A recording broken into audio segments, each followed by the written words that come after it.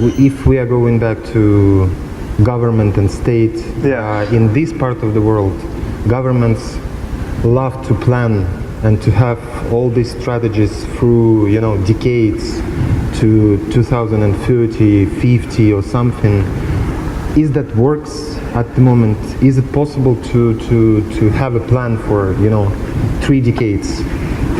I mean, it depends. I mean, why do you want to have a plan, right? But visibly, if you need to build an airport, you need to have some kind of a plan. Yes. And also plans can be used, you know, for just, you know, to give people the some kind of, to lower their anxiety. Mm-hmm. So you have the feeling you don't have an anxiety, okay? And also to make people do things.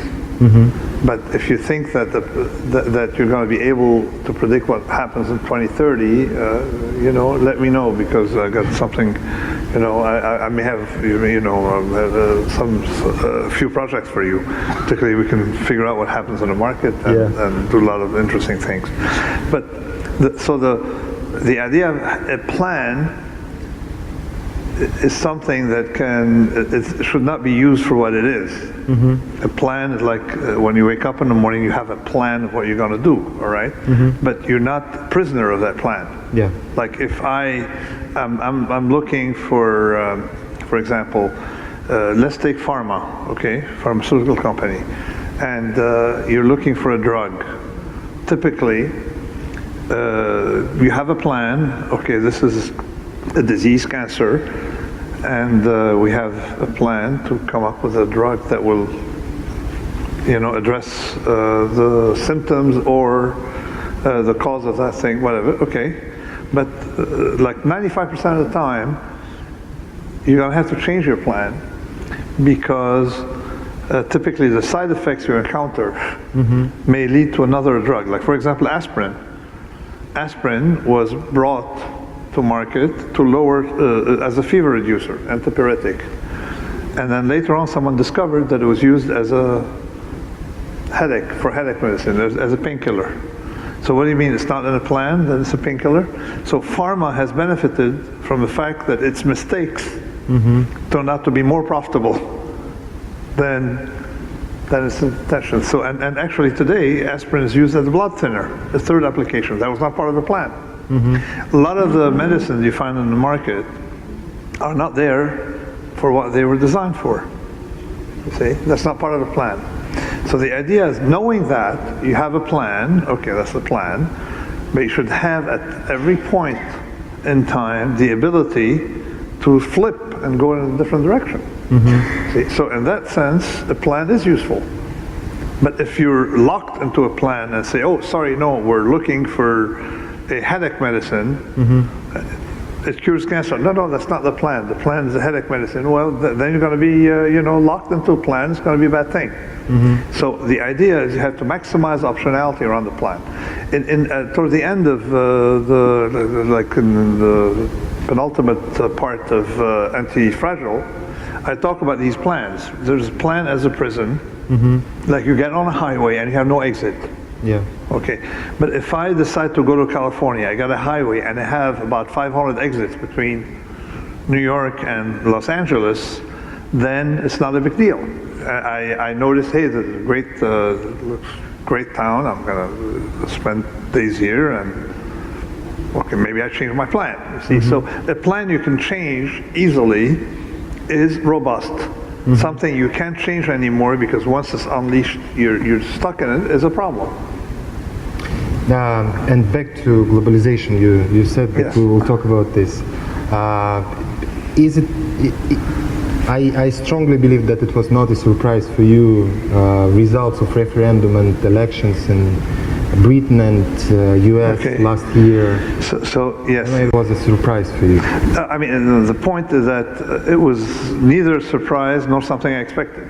Okay. You see, you train yourself to say, okay, it's fine, but let me tell you something, but deep down, I like what's happening. Okay. For the following reason. I wrote in The Black Swan that globalization creates winner-take-all effects. Like Google running, okay, you didn't have that before. Google suddenly is running our lives.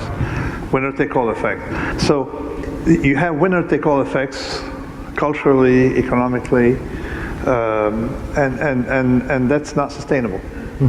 So you need to sort of like reduce it a little bit, not much.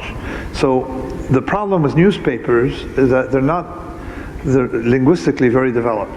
And that's one thing you learn from law. I was in jury duty and I learned a lot. I learned that whenever a lawyer uses something, they define it. Okay, they define everything. It's so precise, and effectively in New York State, you can even get the precise definition by taking the code. What they mean, what they mean by a felony. A felony is, and they give you exactly the definition of felony. But when journalists talk about anti-globalization, or they're not defining it. So it means. So let me explain what's going on. There's 100% globalization. Means absolutely, you're right. That's probably what firms like Procter & Gamble and multinational firms would like. All right.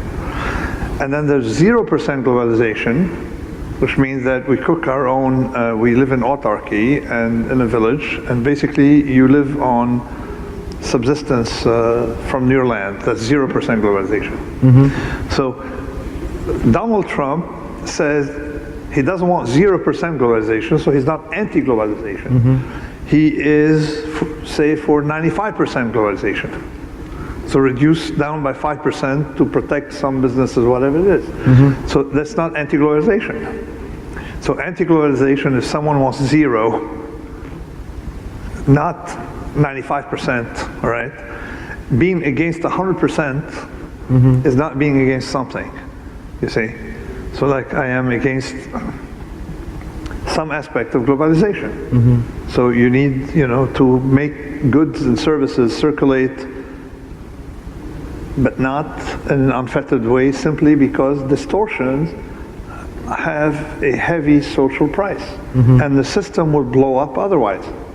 So 10 years after I wrote about it in the Black Swan, now people are starting to say, oh yeah, winner-take-all effects. But that's the problem, is that you have to address cosmetics at some point. So Donald Trump is not against globalization. You see, if you look at it, it's not like, it's just some fine-tuning of the process. And effectively, I thought he would be for 80% globalization. It turned out to be more like 95, maybe 97%. You see? Yeah. And when we say our relationship with China, we don't want to stop buying products from China. There's a difference between buying everything from China and buying nothing from China, you see? So when you read the problem with the press is they don't use language like scientists do, or like businessmen. Businessmen are very precise when they mean something. I'm buying this shirt from you, people understand exactly what your order is. But when I read newspapers, particularly in the United States, it's that if in the United States you had to find people who don't understand anything, all right, put them all in one industry, all right, and make them talk about the world. And that's what happened with the journalists in the United States. So you can't really take it at face value because their language is not precise enough. So, and then they talk about democracy without defining it, define governance without defining it, stuff without defining it. So what's happening today is largely an illusion by people having the feeling that, hey, we're going back to 1930. We're not going back to 1930. Okay, we will go to audience because we have a very limited time. What do you see as being the risk side of some catastrophic failure if it's centralized at particularly if it's centralized at some global level? Okay, everything that is connected to network is subjected to risk of catastrophic failure. It's just that we don't know quite the probability, all right? Networks like grids, electric grids, are subjected to catastrophic failure, but the internet is something that is very vulnerable. So if you have you depend on electronic transaction, plus it can be hacked. Unlike electric grids, so you may have someone trying to actually do harm to the system, okay? Plus you have other things. It's not that it's centralized, it's the fact it's a network. If on top of that, transactions are now centralized, then it's beyond catastrophic failure. It's the idea of someone may be able to take advantage of the system. You see, the idea of decentralization is that you have a lot of small units, a lot of small islands, and they deal with one another, so you're introducing layers of relationships. You have a town that deals with a province, and province deals with another province, and then you have the country, it deals with other countries. That's like a federation works well in the United States. You have counties, states, and then the federal system. But the focus is on the small entities. But likewise in transactions, the more you centralize, the more things fail. So that centralization caused the problem we had recently, the hacking of the NIH, you see. So and actually the other problem that people don't realize is it's very costly. It seems cheaper, but they realize that large projects, particularly when they have an IT component, are disproportionately more vulnerable to cost overruns. So it looks cheaper, but eventually you pay a lot more, because IT is where the cost overruns are the largest.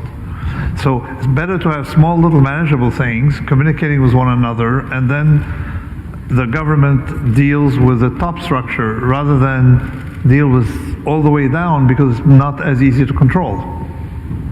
So, which is why centralization will actually, it won't even happen. Okay, we had the president, I don't know if you remember him, Obama. I'm trying to forget about him every day I wake up. So Obama increased our costs of, I mean, we have a problem with healthcare in America, mostly because America is a very large country. Okay, it's a continent, and centralizing healthcare, and the way he did it, okay, is exact opposite of the way it should be done. Set it bottom up with different islands dealing with, you know, with one another. You have, and with the government on top if they want to get involved. He integrated everything, and of course we saw what happened. And now I'm glad that President Trump removed it. Great, thanks. Thank you very much. And thanks. I'm honored to be here.